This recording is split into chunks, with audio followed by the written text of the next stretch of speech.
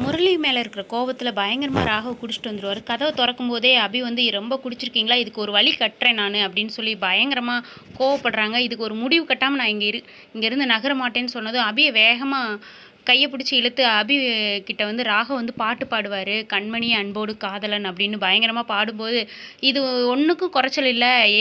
நீங்கள் வந்து குடிக்காமல் இருந்தால் பயங்கரமாக என் மேலே கோவத்தை காட்டுறது, இப்போ என்னமோ அன்பு இருக்கிற மாதிரி பொழியிறது, கம்முன்னு போங்க அப்படின்னு சொல்லி பயங்கரமாக அபி வந்து ராகவ் கிட்ட கோவப்படுறாங்க.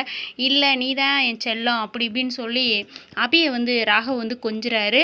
எல்லாமே நடிப்புடா சாமி, நீ நம்பிடாத அபி, நீ கம்முன்னு அவரை போய் தூங்க விடு அப்படின்னு சொல்லி மைண்ட் வைஸில் வந்து அபி நினைக்கிறாங்க. திட்டிக்கிட்டே போய் பெட்டில் இழுத்து தூங்க வைக்க போகிறாங்க. அப்போவும் வந்து ராகவ் வந்து அபியை விட மாட்டுக்கிறாங்க. நீ தான் என்னோட உயிர் அப்படின்லாம் சொல்லி நிறைய பேசுகிறாரு. இதை வந்து அபி வந்து நம்புறதா வேண்டாமாங்கிற மாதிரி பார்க்குறாங்கங்க. அடுத்த வார எபிசோடு இப்படி தான் போட்டிருக்காங்க. பிடிச்சிருந்தா ஒரு லைக் கொடுங்க. நீங்கள் என்ன நினைக்கிறீங்கன்னு கீழே கமெண்டில்